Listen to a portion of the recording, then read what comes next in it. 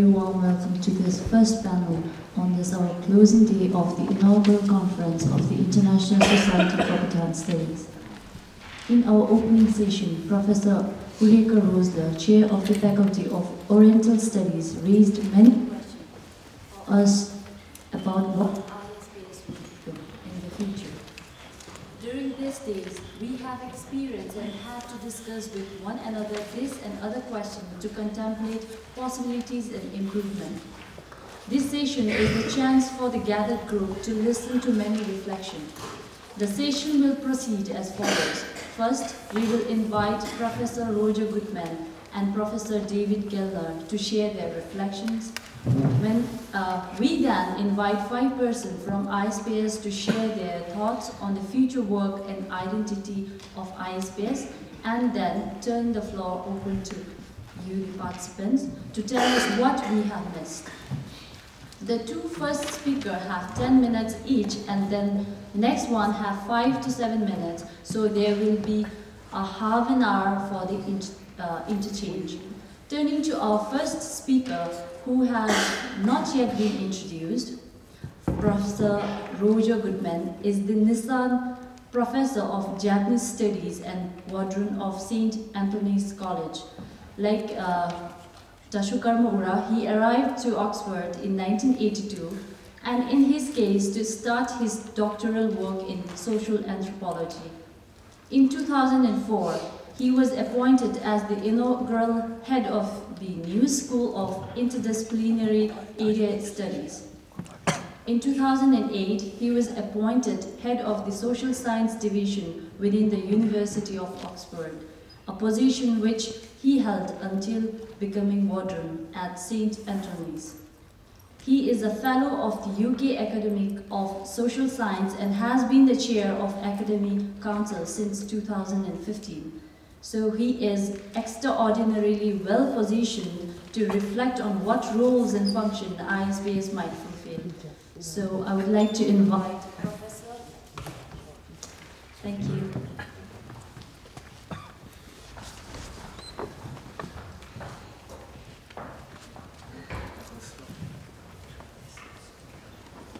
Well, first of all, can I just say how honoured I am to be here this morning.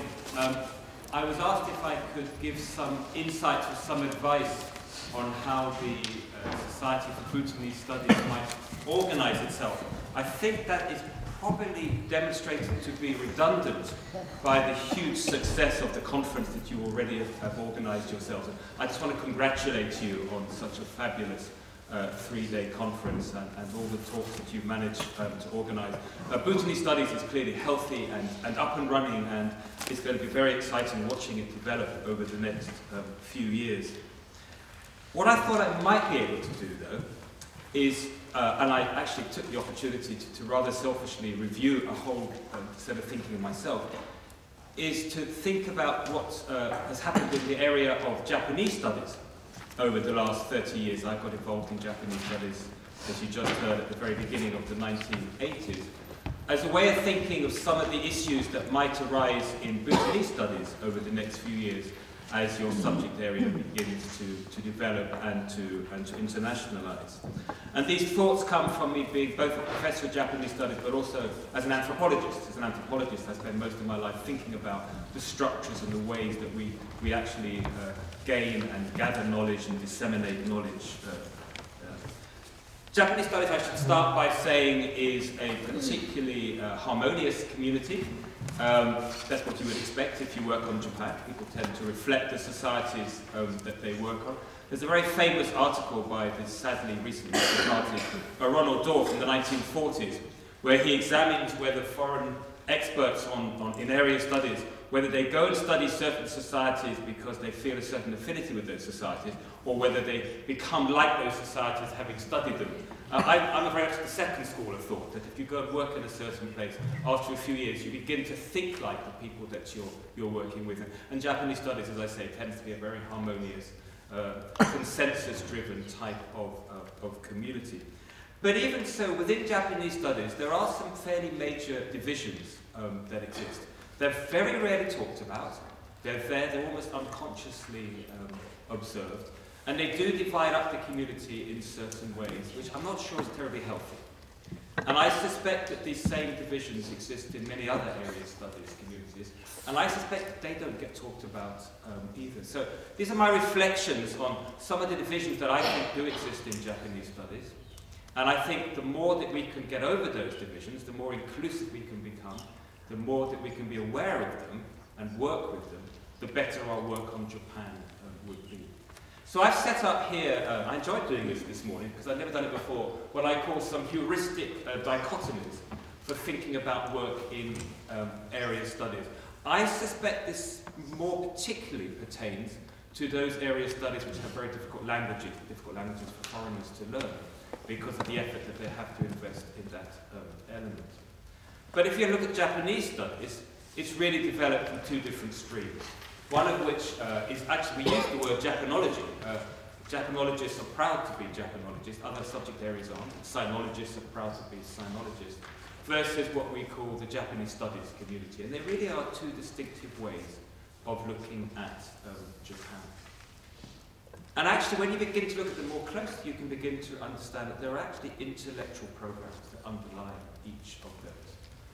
The Japanologists tend very much to want to look at Japanese society only in its own terms, what philologists, what linguists call an emic approach. Whereas Japanese studies people's reference point tends to be how does Japan compare to societies beyond Japan, what linguists call an etic approach. So all the reference points in Japanology tend to be internal. What other elements of Japanese society can they compare the thing that they're looking at? Whereas for the area studies community, the Japanese studies people, all the time you're looking for external reference points. How does what I'm looking at in Japan differ from, or is the same as, in other parts of the world? Now that has its own issues, which we might be able to talk about in the panel later. What should be those external reference points for Japanese studies? Should it be the West? Should it be other East Asian societies? Should it be Asia? That's another conversation we can have. But generally speaking, the area studies community are looking externally rather than internally. Now this drives what tends to be the key disciplines. The Japanologists tend to be looking to the past, to the background, to what they can find in the history of Japan to explain the way that contemporary Japanese society operates. They're looking for continuities, if you like, and history tends to be their main discipline. Whereas on the Japanese studies side, the main discipline are what I call sociology, and sociology in the broader sense, including political economy, including anthropology. But sociology using theoretical terms, using sociological methods, using sociological thinking as a way of situating Japan in that broader sociological context. The tools, therefore, in the Japanology side tend to be philology. The tools on the Japanese studies side tend to be theory. And in fact, that, in a way, to oversimplify, encapsulates where the tension often comes in. The Japanologists think that people who can't read early modern Japanese, who can't read classical Japanese, really can't understand anything about Japan, either historically or contemporary. The Japanese studies people worry greatly that the Japanologists, if they don't fully understand the works of Marx, Weber, Durkheim, whatever it is, can't really do anything with the information that they have about Japan. And that does sometimes bubble up into debates about what it is that we're actually doing with the data that we are collecting. So in Japanology, all the assumptions are about continuities, that the present, the past, if you like, explains the present. In Japanese studies, it's the other way around. It's all about discontinuities. It's the present that explains the past. Japanese studies people are interested about how we rewrite history. The Japanologists are interested in how history determines the way the world is at the moment. So again, and I use a rather pompous term, moral universe, but there is something almost moral about the way that the two different communities think about the work that they do on Japan. For the ologists, the Japanologists, it's a very relativistic thing. You can't really criticize Japan for anything because you can only judge it in its own terms. There is no external moral universe against which you can judge what you're finding in Japan. And those that do criticize it will be seen as being ethnocentric, not understanding Japan in its own terms. The Japanese studies people tend to go to the other end of being universalists. Everything in the world is more or less can be judged, can be compared, and so on. And you can find universal values against which you can judge, if you want to be normative, what it is that you're finding in the Japanese studies community. And that, again, does occasionally bubble up into, by Japanese standards, quite interesting and heated debates. Again, there are assumptions behind both of these models about the way society operates. The relationship between what you might call the person, or the individual, if you want to use a Western term, versus, and that person's relationship to the society, however you want to define society. The Japanologists tend to see society as essentially harmonious. They see it, because it's only judged in its own time, a bit like, as I described here, a functionalist model is like a biological organism, all the bits interact together. Your job as the social scientist, as the scholar, is to understand how all those bits fit together. The Japanese studies community tends to rather more focus on the idea of human agency. How do people construct the world around them? And how does that world then come to constrain their own activity? And therefore they tend to be more focused on conflict in society rather than consensus. And again, this sometimes bubbles up into debates in the two communities. Japanese area studies people very often use Marxist theory, social actor theory, rather than functionalist theory. And finally, and one of the things that I found most interesting, is that actually in many institutions around the world, these actually play out in the terms of having two different communities looking at Japan. And in Oxford, of course, is a classic case. Those of you who know Oxford. Ulrika's not here today, but we have an Oriental Studies faculty that looks at pre-modern Japan, philologically based, language-based, using a history and so on. And we have the institute that I'm responsible for, the Nissan Institute for Japanese Studies, which looks at Japan through a social science paradigm and a social science set of perspectives. And one of the jobs, I think, for all of us in Japanese studies has been to bring those two communities together. So I present that really as a way of perhaps starting a conversation later for some of the issues that I suspect faces most area studies communities, but it's rarely talked about. Is how do we make sure that these divisions are both recognized and that we work with them, we respect them, and I think that's probably the key to this. And then how do we make sure that we can bring them together, because our area studies skill sets are only as good as the way that both of those communities operate together. So, as I say, congratulations again on organising such a fabulous conference, and I'm very much looking forward to the discussion later. Thank you.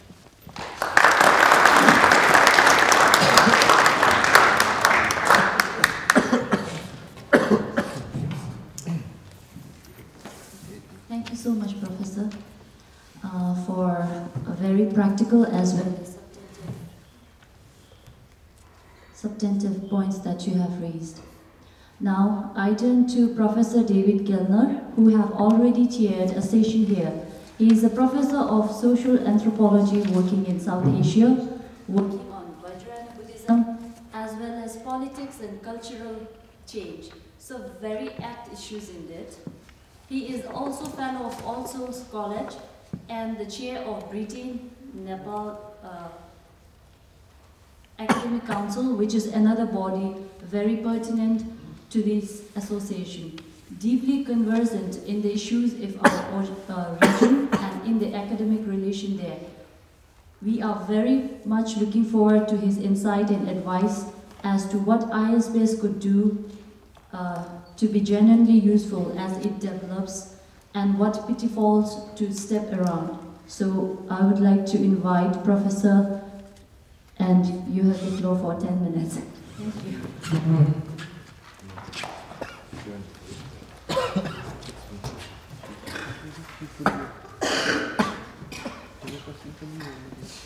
Thank you.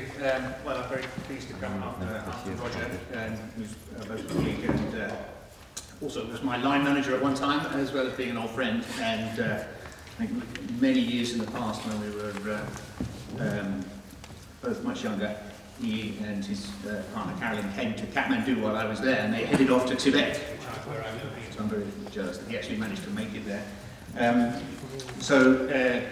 He set it up very nicely. This opposition, I suppose I embody this opposition that he described in my own career, in that I was trained in the Oriental Institute I remember I did the MPhil in Indian religion there, and I learned some Sanskrit, most of which I've now forgotten. But I remember being, in this tiny number of students studying Sanskrit, and seeing the students in the Orient Institute studying Chinese and Japanese. And they were all kind of glamorous, and there were large numbers of them, and they were all going off into well-paid careers. And I was thinking, gosh, have I chosen the wrong subject here? Anyway, I've ended up being very much on the social science side, and being even sort of dragged into kind of large-scale quantitative studies. So I'll come back to this. You'll see, I hope, how it's relevant in a minute. So I've been asked to speak mainly because I know, as Michael said earlier, time passes, things change. So I'm no longer the chair of the Britain-Nepal Academic Council. I was for 4 years last year. My colleague Krishna Acharya took over from me. And whether there could be some lessons for the ISBS from our experience. So there are some important differences between the two bodies, which I'll come to, but I think there might possibly be one or two small lessons that I can impart. So the Britain-Nepal Academic Council was set up in 2000, and it was actually at the suggestion of the then Nepali ambassador to the UK, Dr Singh. And I was very sceptical at the time, and he was very keen to do this, that he wanted this to be his legacy. He chose the rather grandiloquent title, Britain-Nepal Academic Council. And what it was meant to do, and what it does do, is to sort of bring together everyone with an academic interest in Nepal, based in the UK. We have regular conferences. In fact, every year we get together for 2 days. It used to be 1 day, so it used to be called the Nepal Study Day. Now it's become 2. It's become Nepal Study Days. And sort of everyone jokes, you are in a daze after 2 days, 15 minutes, 15-minute papers. So that's one of the main things. We have an annual lecture, which we alternate between the European speaker and a speaker invited from Nepal. And we try to get sponsorship. We try to persuade some UK-based Nepali businessman to sponsor in the year that we have an invited guest from Nepal. We try to persuade them to cough out a little bit of money to help us get through that. We also support financially. We give £500 a year to the Social Science Bahar conference in Kathmandu, which takes place every year at the end of July, which is spent to bring together social sciences and humanities on Nepal and the Himalayas as a whole, which is a very successful conference now, been going for about 8-9 years. And as many of us as possible attend, but we also part of the organising committee for that. And just last year we started to give an annual PhD prize, which is something you might think about, of £250. So students who have either just finished or are in the final year of their PhD are invited to submit a chapter or a published article, and if you go to our website, you can see on the front page one of our executive committee members is German, but has lived in the UK most of her adult life, and she said, now we've got to do something really British here. Let's give, as well as the cash prize, let's give a tea towel to the winner. So she designed a sort of batik-type tea towel with images of Nepal and Britain on it, which you can see on the front page of the website. You can see me presenting this tea towel. So that's what we do. Obviously there are some obvious differences. We were set up to be a UK-based society. This is being set up as an international society. You won't be meeting every single year. We are really quite small. Our regular membership fluctuates between 40 and 80 people join if they want to come to the annual conference, and so that, the meeting fluctuates. We do offer life membership, which for someone like myself is obviously much more convenient to just pay once and never have to worry about it again. So I think there's going to be a different dynamic. We are not a sort of top-down, we are not government-sponsored in any way. We do have links to the Foreign Office, some of us get invited occasionally to advise and so on. But being much more of a bottom-up kind of organisation, it means we've had to survive on our own wits and our own subscriptions, and that gives us a kind of independence, which has proved to be useful that Nepal, now of course Bhutan is totally harmonious and will never have political problems like Nepal, we know that. So maybe this doesn't matter for ISBS, but for us there are one or two occasions where it's been really, our intervention has been, I can think of a couple of occasions. One was immediately after the coup where King Gyanendra seized power on the 1st of February 2005. Our intervention and he backed, there was no press coverage for a couple of weeks and the internet was down. So our intervention, our statement at that time did have wide coverage and did make a big splash. And then there was another occasion last year where the social science bar was being quite unfairly and unjustly being targeted by the CIA, the Commission for the Investigation of the Abuse of Authority, by one of the most corrupt figures Nepal has ever known, and that's quite saying something.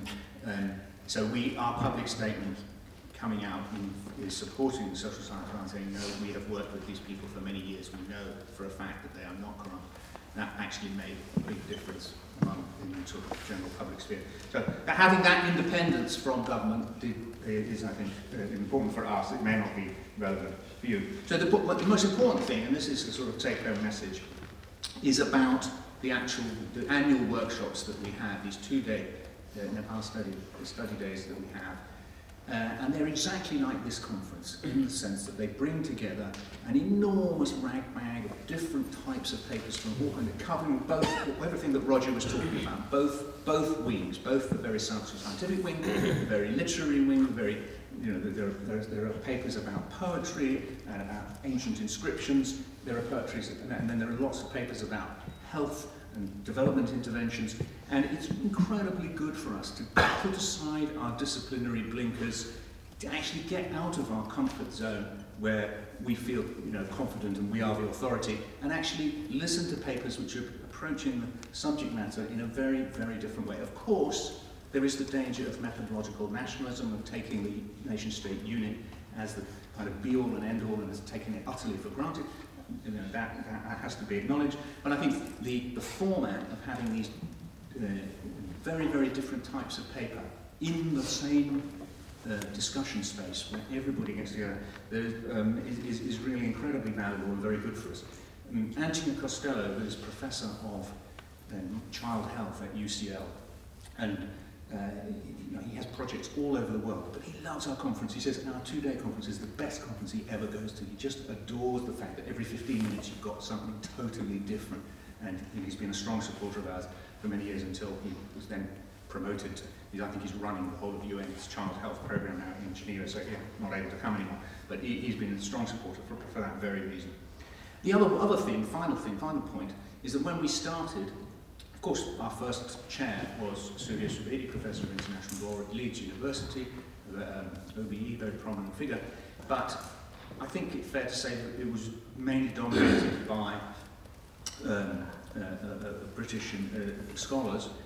Now, as the years have gone by, since 18 years have gone by since our foundation, every year I find that the quality and the level of the papers goes up. And what's very gratifying is that now, actually, I think the majority, probably, of papers given at this annual workshop are actually by Nepalis themselves. Some of them who actually have university jobs in the UK, but many of them are here to do PhDs or advanced master's courses. So those are my thoughts. I hope that's of some use to you.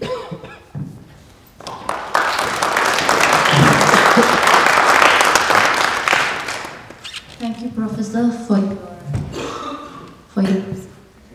observation and insights, which we will remember and reflect on, not just once, but periodically through the years.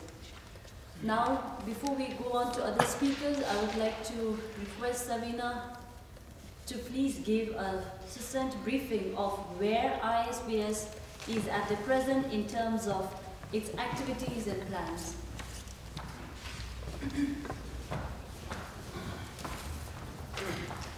Thank you so much, Darshan. After those august remarks, we are going back into the back room of the kitchen just to see some of the practicalities of where we are institutionally in terms of people and in terms of incipient priorities.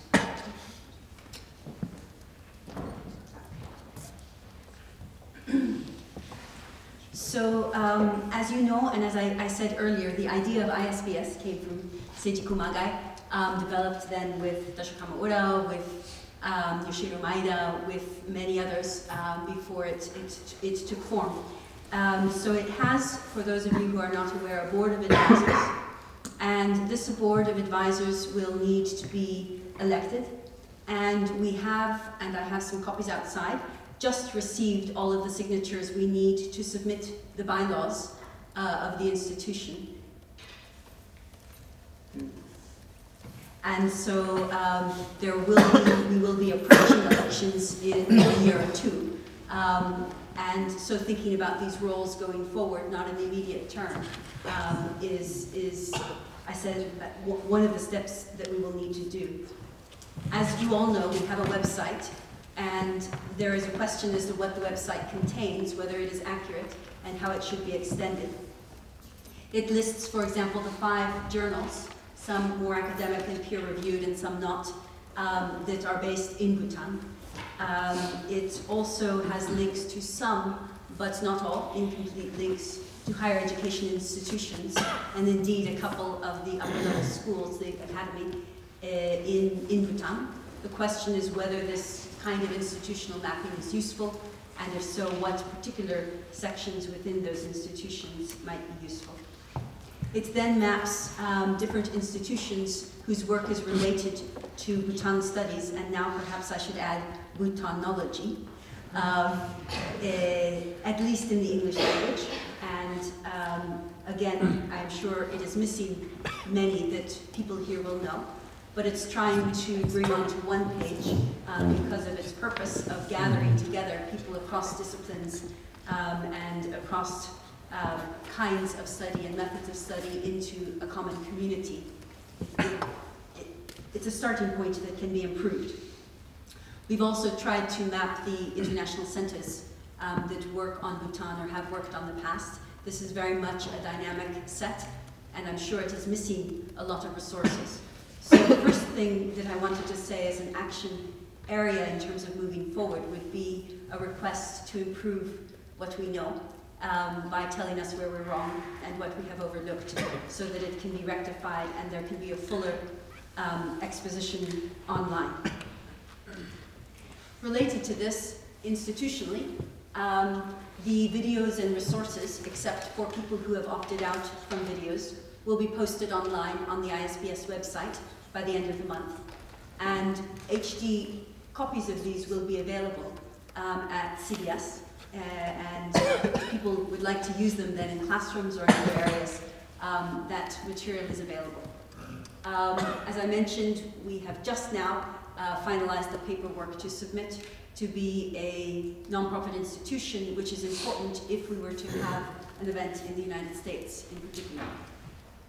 And we also, so that everybody knows, we were grateful to IDRC Canada for giving over £7,000 to support students from Bhutan who came and presented in this conference. There are 2 other suggestions which have emerged.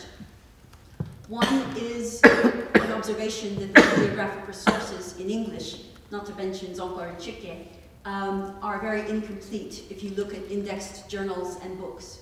And we do have those numbers. We compare Luxembourg and Comoros and Bhutan and the numbers published with different materials. But it doesn't include, for example, the Journal of Bhutan Studies from CBS, which is not indexed in the same way. And so it doesn't include Michael Aris's collection in this university. And so it might be useful to combine these perhaps with the bibliography from the National Library of Bhutan and have a site with common resources. That was put forward by a member of ISBS. We would welcome comments. Last slide. You have received from John Arducci and Tony walking in their suggestion of the Journal of the International Society for Bhutan Studies, which could become a new venue for publication. And so they couldn't be here, they intended to, but they were not able to join us in person, and they asked to welcome any input on that idea. And then I think the most important, drawing on Sergei opening remarks about interdependence, drawing on our talk about the need to rebuild relationships in Dasho Karma Ura's lecture yesterday, and the session that Kim Samuel chaired where Francoise talked about young researchers. There's the need to make sure that this community is inclusive. First, by including people who are researchers but are not yet part of it. And second, by reaching out to younger researchers. And so outside you will see a list of the people that we found had written and published on Bhutan, and many of them we don't have their emails.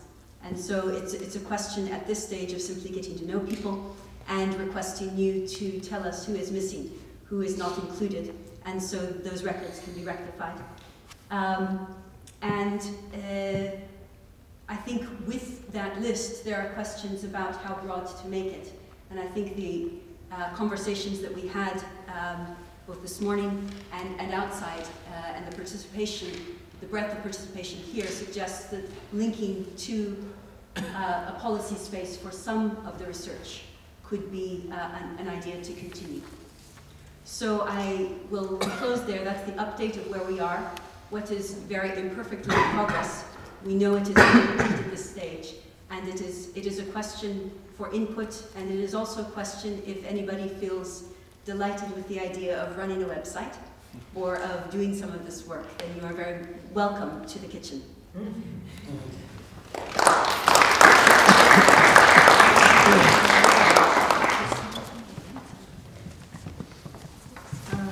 Thank you, Sabina. Now I would like to invite Dasho Karma Ura, who needs no introduction, of course. Without Dasho's support and advice, the ISBS would never have moved from the state of an idea into practice. Dasho, please advise us about the ISBS function and identity going forward now.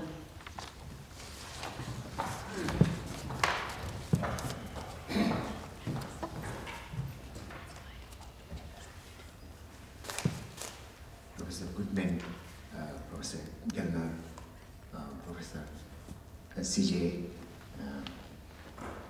Francoise, Sabina, Kuenga.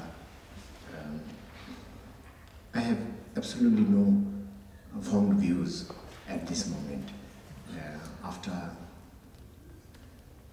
I came for tea, I was told that I had to sit here.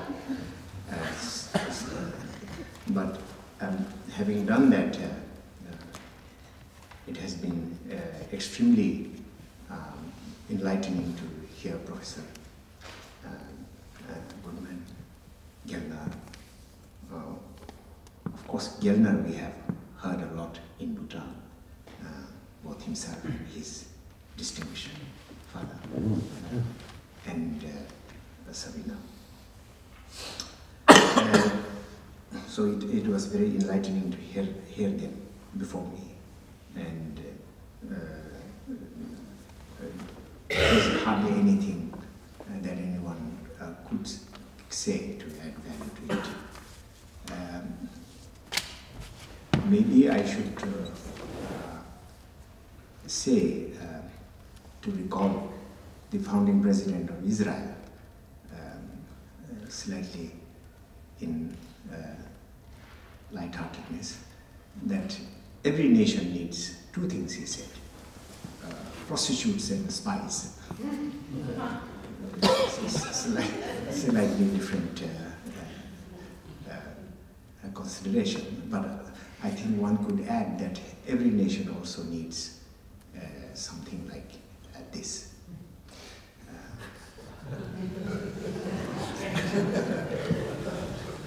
This meaning the ISBS or Nepal Academic type of process. So it is somewhat self-evident, like happiness, it seems. You know, somewhat a necessity, somewhat self-evident, and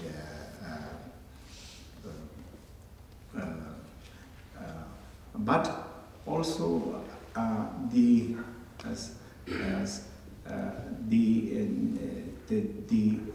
hidden complexities of a process like this. Professor Goodman brought up very clearly. I think at the heart of it is that from the standpoint of nation, with the exception of ethno-nationalism that Prof Gellner mentioned, apart from that, all studies, and particularly for a small entity, all studies could develop into polarities. He gave many examples about that: internal, external reference, conflict, harmony studies, all sort of along that axis, two dichotomies. And it would be good, in my view, to have much wider contribution to the study of Bhutan from all angles, all polarities, not necessarily to, as he rightly mentioned, not to dissolve them, but only to see the breadth of light on a society, and of course similar things that might be flowing across the border also. So I think this, in my opinion, such kind of undertaking is not possible just now, Bhutanese themselves alone. Hence the international dimension to it. We need a lot of contribution from the academia, from outside. So I think thus far, I think very dispersed, very vociferous, very there is no centrality to it, and we do hope that the institution of a process which we began 2 days ago would bring much gathering of forces, knowledge, creativity. So to make it really international is the idea. Professor Gellner mentioned mainly illustrated by Nepal, the mechanics of how to do it. I think it is extremely instructive and could be replicated by our process also.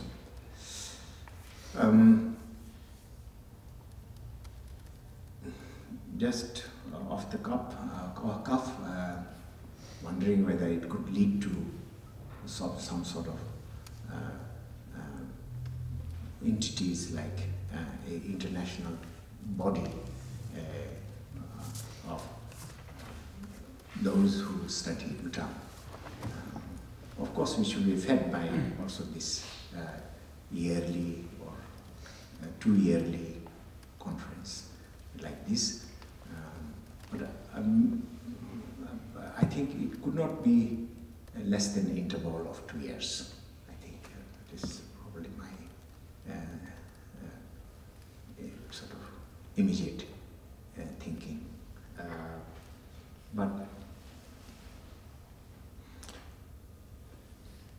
could also be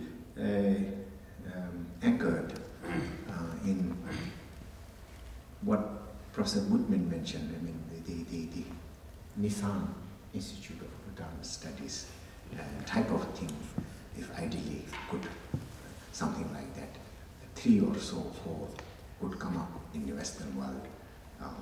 Professor Kumagai started the division of Bhutanology in Kyoto University. So I was wondering whether we could emulate further that sort of thing, but we have to look for money and other wherewithal to do that. So I have really nothing to add, but by the force of circumstance, I have to say something.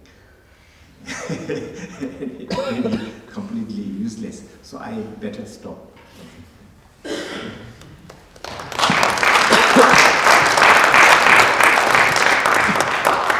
Thank you, Dasho. Now, May I request Venerable Ven Lopen Gembo to come and speak now. So we have Venerable Ven Lopen Gembo already in the opening plenary, but I must remind you that not only did Lopen study in Japan and Hawaii, he has presented in many conferences in Bhutan and outside on behalf of Central Monastic Body, and also as a Secretary General for so many years of that body. He was also known as the traditional scholar that, as Lenchen mentioned in our opening, in a core to the intellectual tradition of Bhutan. We await your advice how ISBS should unfold that.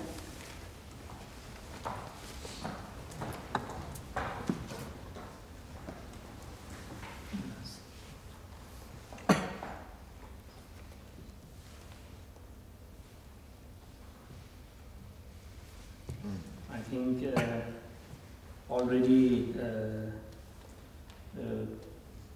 my opportunity to be here and witness the conference itself was eye-opening and great experience for me. So the replication and continuation of this itself is a way forward, and this alone will enable to achieve the objectives that the Center Institute International Study for Bhutan, International Society for Bhutan Studies have. As I attended the sessions and also chaired session at the same time, had the opportunity to discuss and talk with the participants. It seems it's very, very crucial that the ISBS should also look into a few areas, a few things that could be very, well, of course, important, and at the same time it will enable the ISBS to achieve the noble goal. So, for instance, like I think building resources is one very, very important thing that we must look into. There are, of course, a lot of resources, and if I may, because being a monk and member of the monastic body, there are so many resources within the monastic order, monastic body, and those resources are written, compiled, researched, done by Bhutanese scholars over a period of many centuries, and are still available. So it's very, very crucial and important to take that available resource into consideration, and probably those resources may not be in the shape and standard that ISBS would like to see. So in that case, with your expertise and then expertise of our friends of Bhutan, all experts like the presenters here have, and if we can use this expertise and then help from friends of Bhutan, I think we will be able to build a very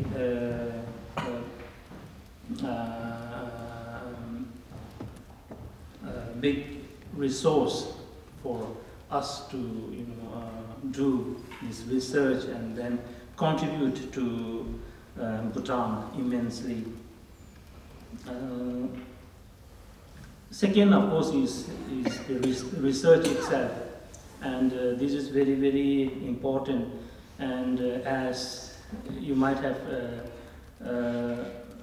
you might recollect in many of the sessions we hear, that research is very new in Bhutan, right? And well, it is, at this moment, doing research as is done elsewhere in the world is quite new.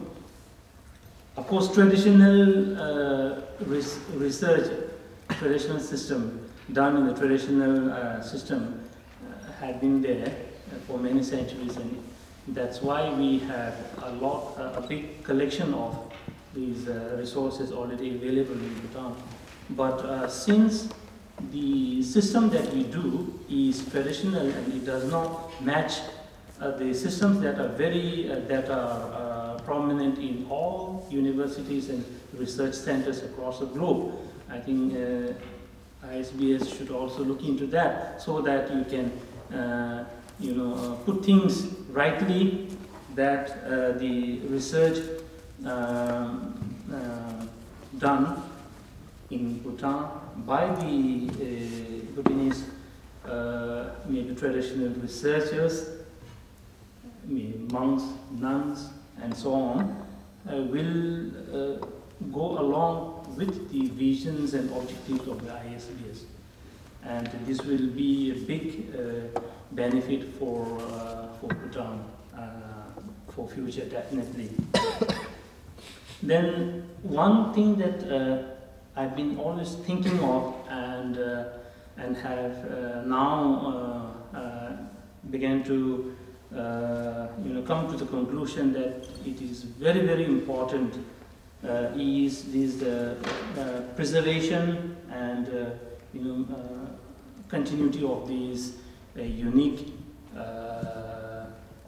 culture, tradition that Bhutan have. Without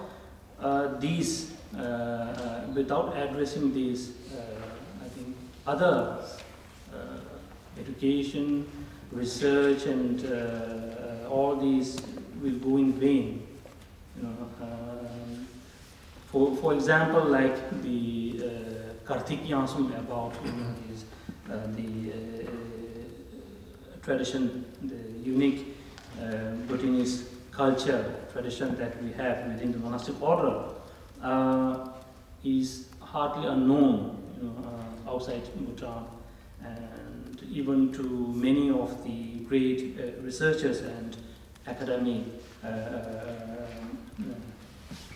So therefore, this is a lesson to us that we need to tackle and we need to tap, and ISBS would be the right institution and also the media to take care of these, because those are Bhutanese culture and tradition, typically Bhutanese culture and tradition that have been in our country for many centuries, and we are proud to claim unique Bhutanese culture and tradition.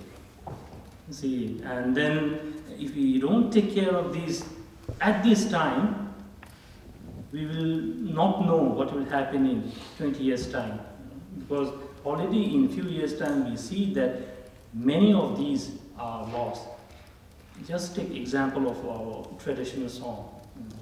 Now it has come to this stage that many, even like singers, and some call themselves as professional singers. They are good, but it's very difficult that it's very sad to see that the singers cannot complete a song. This is very serious. So this is just an example that if ISBS could help and use the expertise of other organizations and then our the Friends of Bhutan here to safeguard to these, it will be really great.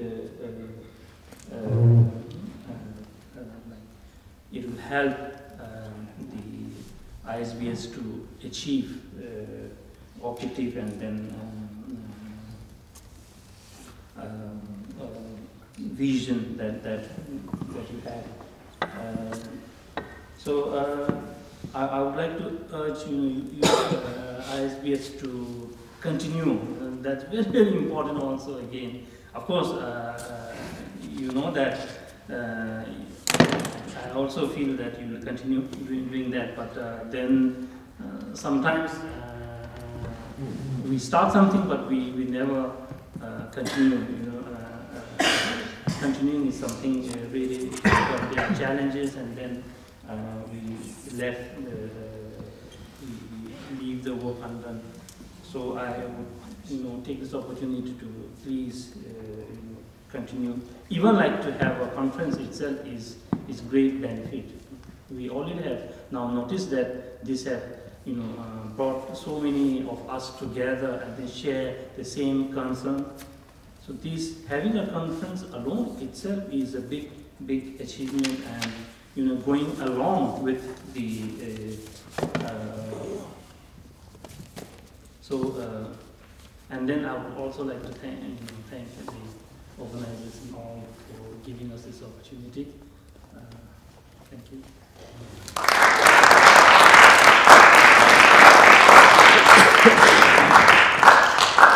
Thank you, Venerable, for giving us such a thoughtful and prospective set of reflection, which would definitely shape our future. Well, as Sabina mentioned earlier, that the idea of ISBS actually came from Professor Seiji Kumagai, who now serves as the secretary of the ISBS. Professor, having experienced the first conference of the ISBS and remembering your earlier thoughts, how shall ISBS move forward? What are your thoughts on that? So, yours. Thank you very much.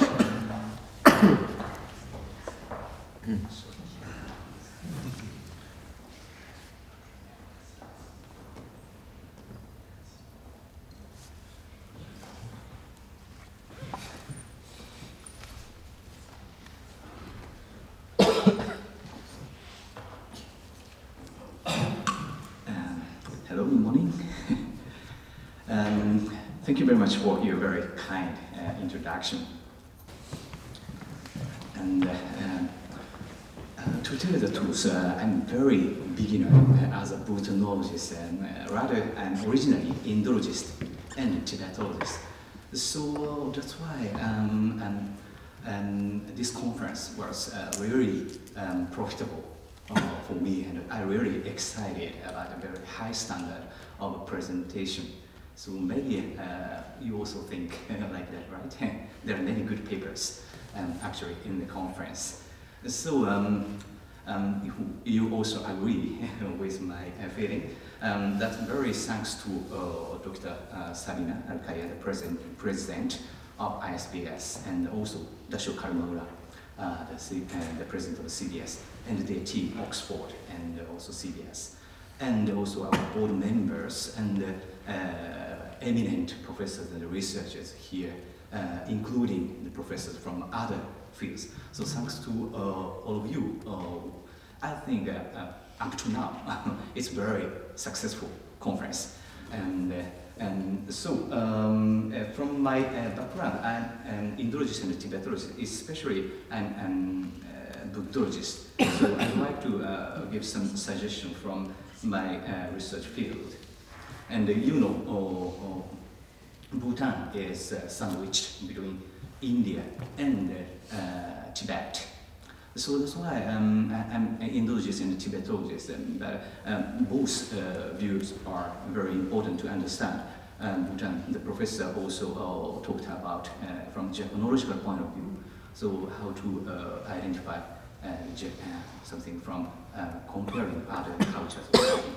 And thanks to Ven Lopen Gembo Dorji, we should not forget the importance of Buddhism to understand this country, this kingdom, because Buddhism has influenced Buddhist culture and society.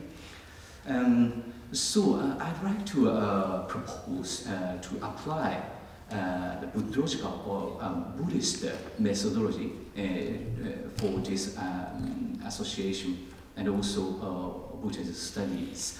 But here is one question: is Buddhism only a religion? So if Buddhism is only a religion, that's a little bit risky to apply one religion to our secular society or secular academic society. But Buddhism has many aspects, science, philosophy, and ethics and practice, and of course faith. And faith is a religious aspect of Buddhism. But on the other hand, science, philosophy, and ethics practice are a non-religious aspect of Buddhism, which are part of, for example, Christian philosophy and Greek philosophy, something. So that's why we could apply Buddhist non-religious methodology to Buddhology via ISBS. This is my first suggestion. And especially, I would like to propose to integrate the Buddhist core ideas of wisdom and compassion into Sherab and Ninja. So Sherab and Ninja, Sunjuk. So integration is very important, I think. And regarding wisdom includes many meanings. For example, we should ensure the high standard of academic research. For example, for this conference, we organized a peer review committee, and we adopted very strict standard of peer review process. And then Dr. Sabina talked about the international journal. We should also adopt such strict criteria. And on the other hand, we should have a compassion. Compassion has also wide meaning, but especially we would like to contribute the association to contribute the society and all sentient beings' happiness, and including human happiness, but also non-human beings. For example, animals' happiness, and also including nature's happiness or something. According to the Buddhist philosophy, sentient beings do not include nature. It includes animal. But according to Japanology, Japanese Buddhism is a little bit strange. And according to Japanese philosophy, sentient beings include also nature. Anyway, there are many sessions about GMH and keynote sessions who insist the importance about the contribution and interconnectedness or interrelationship, so-called tender. So we should appreciate the interdependence, and especially about compassion. So another suggestion, how about involving natural scientists? So in this conference, there are so many great human scientists and social scientists. But unfortunately, there are very few for the moment natural scientists. I will skip history. Anyway, to have the idea of ISBS, we hold two different academic panels in international in the conference of International Association of Tibetan Studies. And then in the first academic panel, we invited only human scientists. But we lack the social and natural scientists. So that's why in the second academic panel, we invited both human scientists and social scientists. But in the future, so at the time we lack natural scientists. Then I propose to invite much more natural scientists. And somebody said, and the importance of harmony. And the professor, you said. According to Japanological point of view, harmony is very important. So we could also adopt this idea to our society to harmonize the three types of science: natural, social, and human science, which could achieve our objective.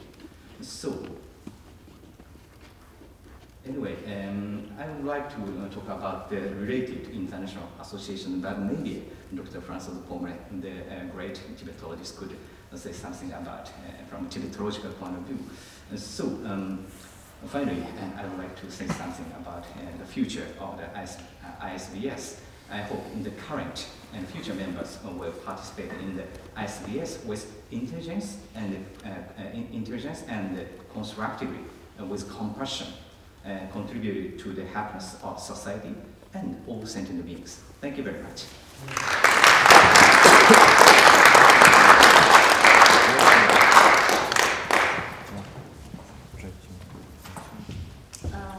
Thank you, Professor, for your thoughts and your positive energy towards ISBS. We now have Professor Pommeret, who is one of the longest serving researchers in Bhutan and has a particular gift and passion for mentoring junior scholars. Yesterday in a session chaired by Kim Samu, two young Bhutanese presented their paper, and Professor led to a discussion of what practical steps ISBS could take to support young Bhutanese scholars. So I would like to invite Professor and would like to seek your suggestion what we have, what ISBS could do in the future to encourage the young Bhutanese scholars.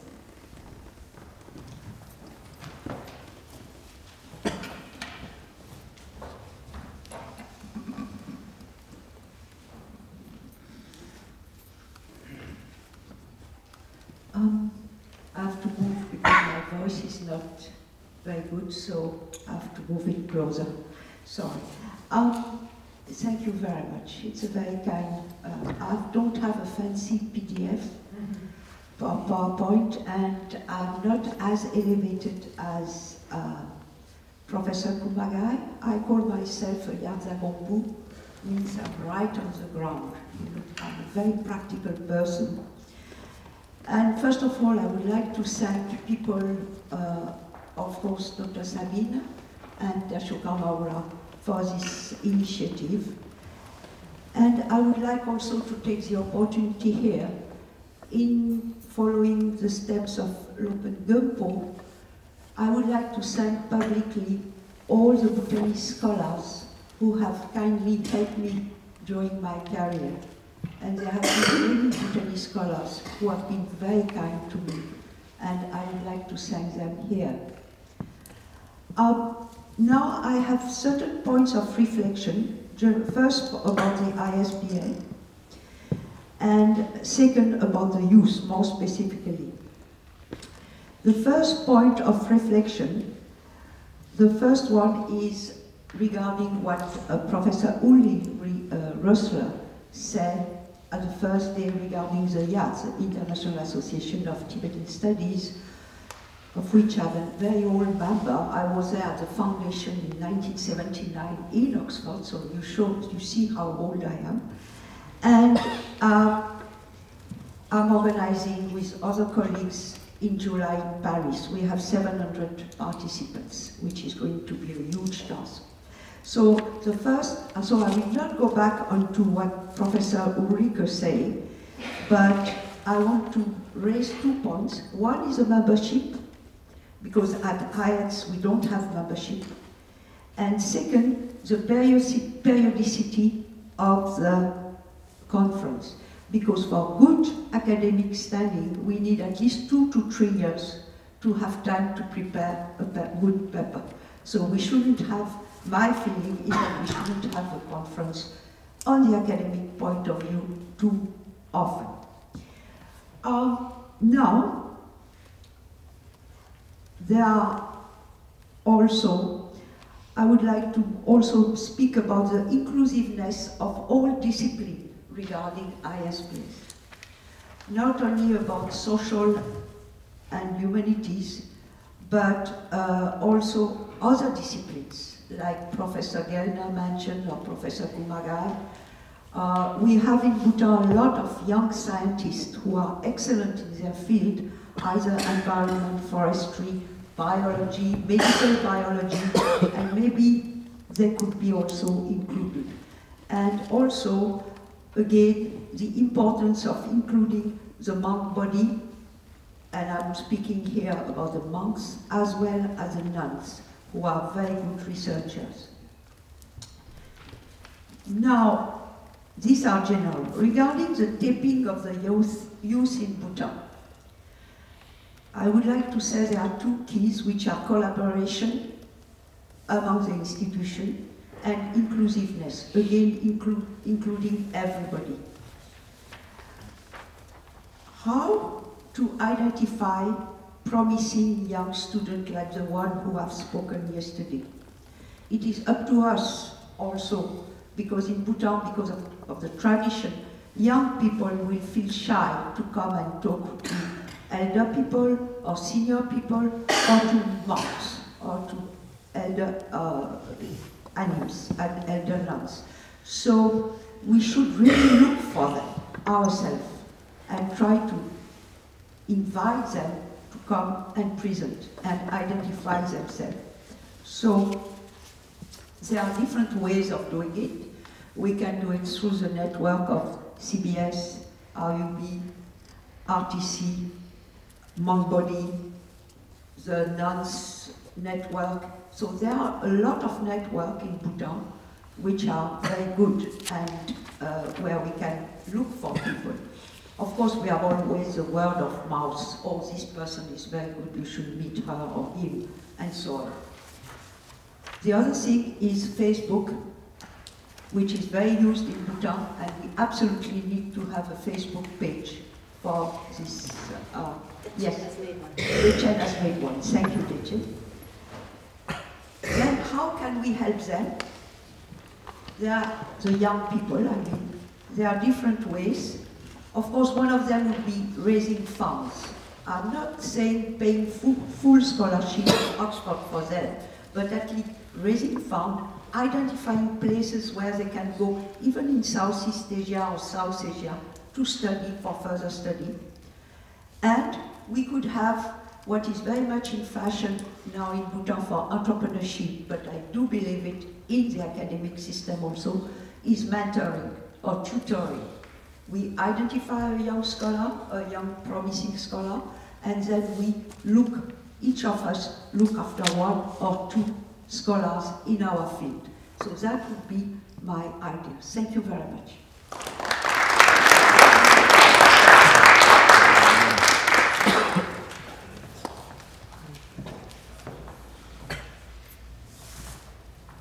Hello.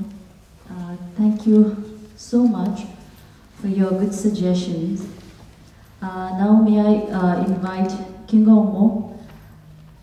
She is the first Bhutan's first archaeologist who herself has journeyed through top academic institutions globally and served as a national geographic explorer. What are your observations on how ISBS should define itself and its role as to serve Bhutan while engaging and improving the quality of non-Bhutanese scholars' research on Bhutan?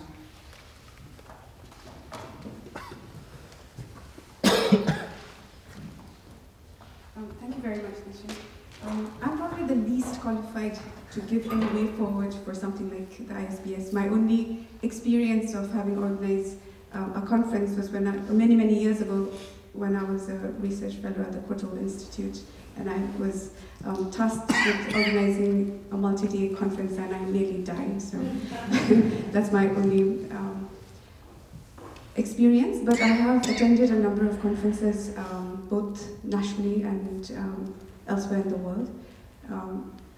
So I'm very grateful to be the last one going here, because I've heard all your valuable contributions to how the conference should go ahead, the society should go ahead. If I may point out, and this actually came from my wonderful colleague, Professor Fergus Osline. He talked about how Bhutan is very, has this unique or beautiful ability to bring together people from various disciplines, and in our own experience collaborating, I think it's been the most rewarding work in my career, having collaborated with people from different disciplines. And I think if the ISBS, and I know a lot of you talked about different disciplines, social sciences, natural sciences, but having people work with each other from different disciplines, I think that would go a long way, and in my experience has been quite rewarding. I would also like to point out there are several things that are going on in Bhutan. Maybe it's a subculture, some would say, but I'll refrain from categorizing it as that. There's a lot of young people who are interested in many different things and that are shaping Bhutanese culture today. So the center of Thimphu, for example, if you go, there are many, many things going on which are not documented, which are never studied. People who are creating this culture, also people who want to observe and document those cultures. So within the discipline of social science and what Professor Goodman had called, the area studies, if those things could also be included, if we paid special attention to some of the things that are not being documented or studied.